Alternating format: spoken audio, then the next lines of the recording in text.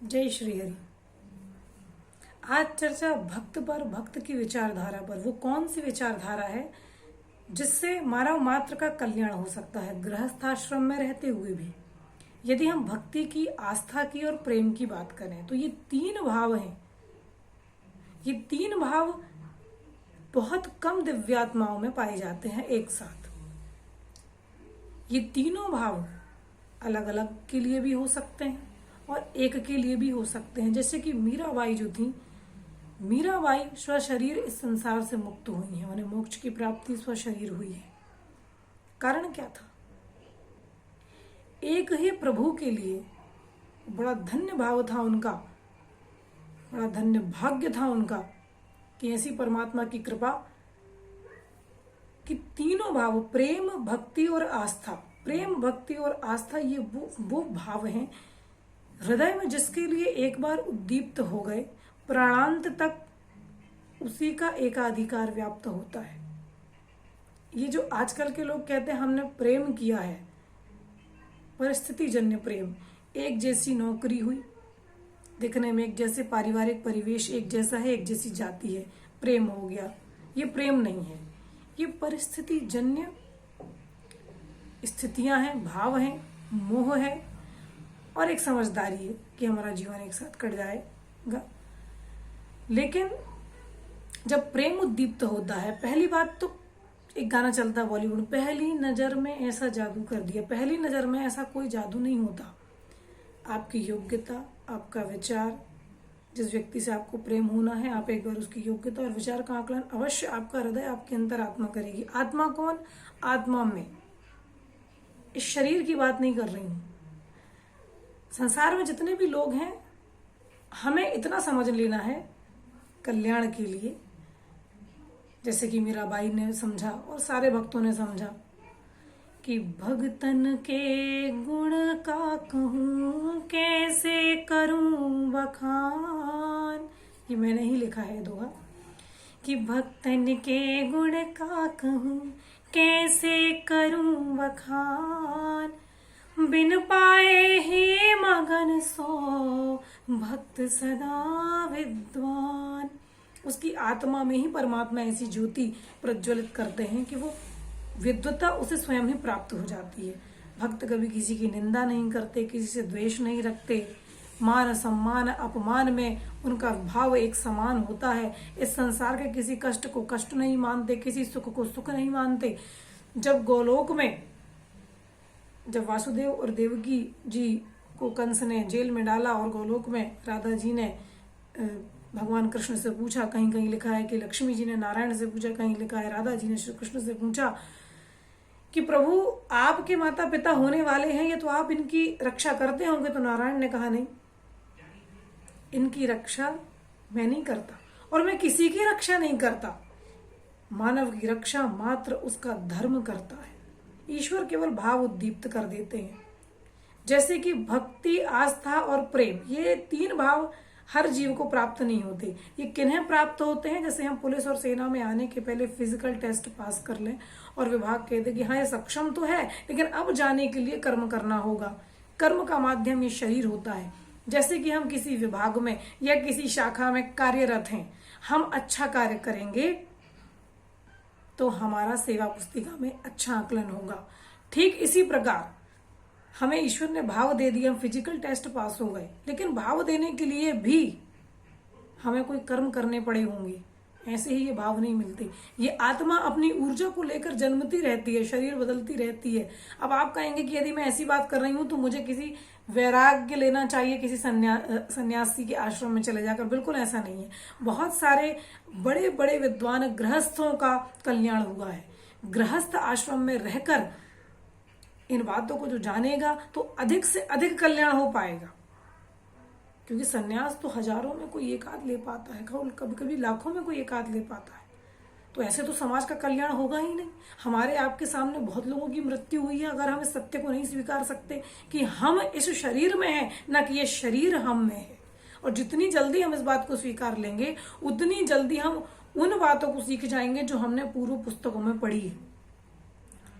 न दृश्यन्ते न यच्यन्ते पर निंदा न कुर्वेत नाहूता न चायन्ते तेनाश्मनोपि देवता। द्वेष नहीं रखते, याचना नहीं करते, निंदा नहीं करते, बिना बुलाए किसी के घर नहीं जाते, वो पत्थर भी देवता तुल्य। हम पत्थरों की पूजा करते हैं। गुण बताए गए हैं मिट्टी के, पत्थर के। जहां कहा गया है कि मिट्टी की मूर्ति की उपासना क्यों करनी है, तो मिट्टी में वो गुण होते हैं जो किसी भी पदार्थ को पवित्र कर देती है स्वयं में मिला के। ये गुण हर किसी में नहीं पाए जाते। मिट्टी सब कुछ स्वीकार कर लेती है। धरती को नारायण ने माता का दर्जा दिया। धरती की उपासना पर उन्होंने धरती में मानव का स्वरूप लिया। बात कर रही थी मैं मीराबाई की। मीराबाई स्वशरीर क्यों गई? क्योंकि प्रेम, भक्ति और आस्था नारायण के लिए, भगवान कृष्ण के लिए ही उनके हृदय में उपजी और उन्होंने उस मार्ग का अनुसरण किया। और ऐसा निर्मल भाव उन्होंने कहा, पायू जी मैंने राम रतन धन पायो। देखिए, परमात्मा स्वयं नहीं आते, कभी कभी ऐसे रूपों में आकर वो हमें कोई परोक्ष संदेश देते हैं। उस युग में लोग सिक्कों में बिकते थे, सोने के सिक्कों में अपनी निष्ठा बेचते थे। और उन्होंने एक निष्ठ ईश्वर की उपासना की बिना किसी स्वार्थ के। जो समझ पाए उनका कल्याण हुआ, जो नहीं समझ पाए वो भवसागर में फंसे होंगे। मीराबाई को इतना प्रताड़ित क्यों किया गया?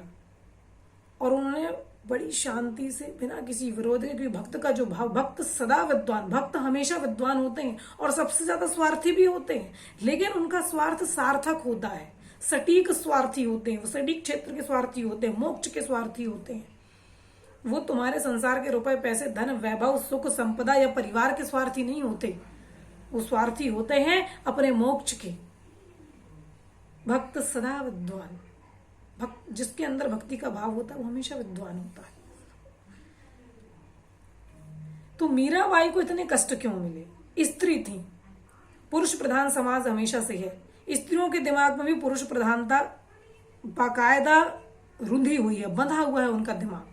एक स्त्री होकर कह दिया, मैं प्रभु को, परमात्मा को ही अपना पति मानती हूं। पुरुष प्रधानता जागृत हो गई। राजरानी है, राजा की पुत्री है।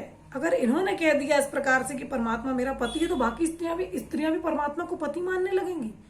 इस विचारधारा की वजह से उन पवित्र आत्मा को इतने कष्ट दिए गए। केवल वो स्त्री थी, वरना तुलसीदास जी थे, सूरदास जी थे, रसखान थे, बिहारी थे, बड़े बड़े विद्वान हुए हैं, कबीरदास जी, रहीमदास जी, इन्हें कोई कष्ट तो नहीं दिया गया विशेष, जैसा कि मीराबाई को दिया गया। राजरानी होने के बावजूद इतना कष्ट दिया गया मात्र इसलिए क्योंकि स्त्री थी। आज भी देखिए समाज में ये दर्शन बड़ा सामान्य है। अगर मैं बोल दूं तो लोग कहते हैं कि मैं औरतों को भड़का रही हूं या मैं नारीवादी हूं। भाई साहब, संसार में कोई नारीवादी नहीं है। क्या किसी नारी ने कहा कि पुरुष ब्याह के मेरे यहां आ जाए? वो केवल अंधत्व का विरोध करती है। जो अंधा पुरुषवाद आप लोगों ने संस्कृति में रख दिया है लाकर, और पूरी संस्कृति को प्रदूषित किया है पर्याप्त रूप से। आज विवाह टूटने लगे हैं उसी दर्शन की वजह से, जो पीढ़ियों से हमारी संस्कृति में प्रदूषण फैलाता आ रहा है। अब वो सर्प बन चुका है और वो डस रहा है हमारी परंपराओं को, और विवाह टूट रहे हैं। मीराबाई को परेशान भी उसी दर्शन की वजह से किया गया। स्त्री ने जो भी वस्त्र पहने हैं, चाहे वो आज के छोटे वस्त्र हो या प्राचीन काल के वस्त्र रहे हो या साड़ी रही हो जिसमें शरीर का प्रदर्शन होता है, पर्याप्त प्रदर्शन साड़ी पहनने में भी होता है, ये सारे जो वस्त्र हैं ये स्त्री ने इसलिए पहने क्योंकि इससे पुरुष प्रसन्न होते थे और पुरुष प्रधान समाज है। मीराबाई ने जब कहा कि ईश्वर मेरा पति है, तो पुरुष प्रधान सोच ने उनका विरोध किया था। पुरुष प्रधान सोच ने उन्हें परेशान किया था कि ये स्त्री किसी पुरुष के संरक्षण में क्यों नहीं रहेगी। इतना अभिमान कि परमात्मा को अपने आगे कुछ नहीं समझते। ये वजह रही है कि मीराबाई जैसी पवित्र आत्मा को परेशान किया गया। अब जो लोग कहते हैं कि प्रेम उन्हें इस युग में हुआ है और प्रेम विवाह करने के बाद वो वैलेंटाइन डे का फूल देते हैं और वो गुलदस्ता देते हैं, और मैं तुम्हारे बिना जी नहीं सकती, मैं तुम्हारे बिना मर नहीं सकती। हमारा जो दर्शन रहा है, प्रेम में परित्याग बहुत सामान्य है। प्रेम में परित्याग, माफ कीजिएगा, प्रेम में त्याग बड़ा सामान्य है।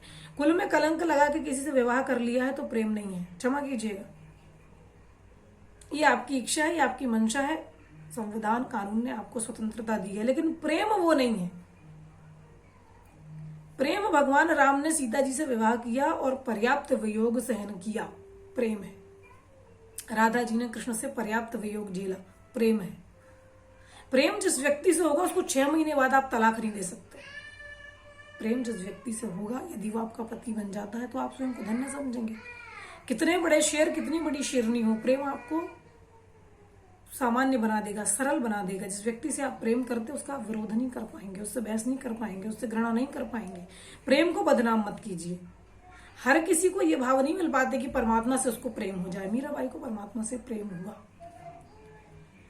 और बाकी लोगों को भी प्रेम संसार में होता है, लेकिन पृथक पृथक लोगों से होता है। प्रेम जो भाव है वो पवित्र आत्मा को मिलता है। आस्था और भक्ति, ये तीनों एक साथ अगर मिल जाए तो समझ लीजिएगा, या संसार को समझना छोड़ दीजिएगा, केवल अपने आप को समझिएगा। समझ जाइएगा कि ईश्वर ने आपको किसी निमित्त जन्म दिया है, उनकी दृष्टि आप पर है। स्वयं को समझिए, स्वयं को समझने में भी आपका कल्याण हो जाएगा। ये तीनों भाव यदि आपके हृदय में हैं तो व्यक्ति ये समझता है, व्यक्ति को अपनी समझ होती है, उसको पता होता है कि मुझे निर्छल प्रेम ही हुआ है, मैं किसी आकर्षण में नहीं जूझा हुआ हूं। और जब किसी व्यक्ति को ये पता हो जाए कि उसमें प्रेम है, भक्ति भी है, आस्था भी है, तो वो परमात्मा की भक्ति करने के लिए, परमात्मा से मोक्ष को प्राप्त करने का साधन करने के लिए वो कर्म करने के योग्य होता है। मीराबाई ने किसी दीगर से, किसी और से प्रेम नहीं किया, नारायण से, भगवान कृष्ण से प्रेम किया। और एक से प्रेम, आस्था और भक्ति तीनों एक पर ही केंद्रित रखी, अतः उनका शरीर इस लोक से गमन हुआ और साकेत धाम, मैं नहीं कहूंगी स्वर्ग की प्राप्ति, साकेत धाम की प्राप्ति हुई। ये कोई मैं सतयुग की, त्रेता की बात नहीं बता रही हूं, इसी युग की बात है। बाकी भक्त और भी हुए हैं, लेकिन वो शरीर त्याग कर गए हैं। मीराबाई की भक्ति एक निष्ठ थी। अच्छा, स्त्री के शरीर लेकर यदि ये भाव किसी आत्मा को मिल जाए तो वो आत्मा और धन्य हो जाती है, क्योंकि स्त्री का, जैसे आप हार्मोन कहते हैं, स्त्री का विचार हार्मोन निर्धारित करते हैं, विज्ञान कहता है हार्मोन निर्धारित करते हैं, एक निष्ठ होता है। यदि किसी आत्मा को ये मालूम है, बहुत सी आत्माओं को नहीं मालूम होता कि हम स्त्री हैं, वो गलत सहती रहती हैं, लेकिन जिसे ये पता होता है कि वो स्त्री है, यदि उसके मन में, उसे ये मालूम हो जाए कि मेरे मन में प्रेम है, भक्ति भी है और आस्था भी है, तो समझ लो उसका कल्याण हो गया उस आत्मा का। स्त्री बनने का अफसोस मत करिए। फिर बता दूं, ये बार बार इसलिए कह रही हूं, इस जीवन को, अपना जीवन, इस शरीर को सब कुछ मत समझिए। किराए के घर को हम कितना भी सजा के संवार के रख लें, वो किराए का घर ही होता है। इस किराए के घर के घमंड में, इस किराए के घर से जुड़े रिश्तों के, नातों के, पद के, धन के, वैभव के, संपन्नता के, या किए गए किसी भी श्रेष्ठ कार्य के अभिमान में अपना प्रारब्ध मत बिगाड़िए। आगे आपकी इच्छा, आपका विवेक, नारायण ने स्थान स्थान पर कहा है, संसार में रहकर भी जो संसार से विरक्त हो, जो मुझ में अनुरक्त हो, उसका कल्याण होगा। भगवान राम ने, भगवान श्री कृष्ण ने धरती में अगर शरीर धारण किया, प्राकट्य हुआ उनका, उन्होंने ऐसी लीलाएं की, तो हमें ही समझाने के लिए वो लीलाएं की थी। भगवान बैठ के प्रवचन नहीं देंगे, वो किसी साधु संत या मठाधीश की तरह प्रवचन नहीं देंगे, वो कर्म करके हमें बताएंगे। जैसे भगवान राम ने कहा कि जीवन में गुणों का अर्जन करिए। ये विशेष बात भगवान राम के चरित्र की बहुत से लोगों को नहीं मालूम है। गुणों का अर्जन करते रहिए, जितने गुण हैं अर्जन करिए, उन गुणों के माध्यम से परमात्मा को प्रसन्न कीजिए। गा तो कोई भी सकता है, बेसुरे भी गाते हैं, लेकिन हम सुर में ही क्यों गाते हैं? क्योंकि सुर साधना है, हमने साधना की, हमने कर्म किया, उस सुर को ईश्वर, उस सुर के माध्यम से ईश्वर से तार जोड़े, ईश्वर प्रसन्न हुए और उन्होंने उस कर्म को, हमारे उस कर्म को स्वीकार करके, समझ लीजिए हमें स्वीकार किया कि जब तक जीवन है ठीक है, जब इस शरीर को त्यागना तो हमारे पास आ जाना। बहुत सी ऐसी दिव्यात्माएं हुई हैं जिन्हें समय समय पर परमात्मा जन्म देकर विद्वानों के रूप में, महापुरुषों के रूप में भेजते रहते हैं। विवेकानंद जी ने अपनी बहुत कम आयु में जिस ज्ञान को इस विश्व में फैलाया, कभी विवेकानंद जी को पढ़िएगा, वो शाश्वत दर्शन के ऋणी थे। उनका कहना था मैं इस दर्शन का ऋणी हूं, मैं शाश्वत धर्म में मेरा जन्म हुआ, मैं परमात्मा को धन्यवाद देता हूं कि मुझे जानने का अवसर मिला। 39-40 वर्ष की तक ही जीवित रहे, लेकिन विवेकानंद जी के विवेक से कौन अनभिज्ञ होगा। और यदि विवेकानंद जी को आपने मनुष्य लेकर शाश्वत धर्म के अनुयायी होकर नहीं पढ़ा, तो मेरा मानना है कि आप बहुत अभागी हैं। बाकी दोहे, रस, छंद और अलंकार तो हम बोलते रहते हैं। आज मन किया कि आप सभी को प्रेम के विषय में बताएं, क्योंकि अभी 4 दिन पहले एक प्रेमी जोड़े ने तलाक दिया है एक दूसरे को, बहुत लड़ झगड़ कर। हम तुम्हें ऐसा समझते थे, हम तुम्हें ऐसा समझते थे, बोलना इसलिए आवश्यक समझा। प्रेम के विषय में पता नहीं है, प्रेम हो गया, आकर्षण को प्रेम समझ लिया। स्त्री बहुत सुंदर है, प्रेम हो गया। पुरुष बड़ा स्मार्ट है, उसके पास बहुत पैसा है, प्रेम हो गया। अच्छा पद है, प्रेम हो गया। ऐसा प्रेम नहीं होता। तुम प्रेम को जानते ही नहीं। प्रेम तो वो सौंदर्य भाव है जो प्राणांत तक आपके विचारों से नहीं हट सकता, वो भाव है। और इस प्रेम को यदि ईश्वर से कर लोगे तो ये जन्म नहीं, आने वाले और भी जन्म धन्य हो जाएंगे। अब कई लोग कहते हैं हमें एक ही जन्म जानते हैं, हम तो यही जन्म जानते हैं बस। तुम्हारे सामने बहुत से लोग मृत्यु को प्राप्त हुए हैं, उसके बावजूद अगर ऐसी बातें कह रहे हो तो समझ लीजिए कि उल्टा घड़ा हो, जिसमें जगह तो पर्याप्त है लेकिन जाएगा कुछ नहीं। जय श्री हरि।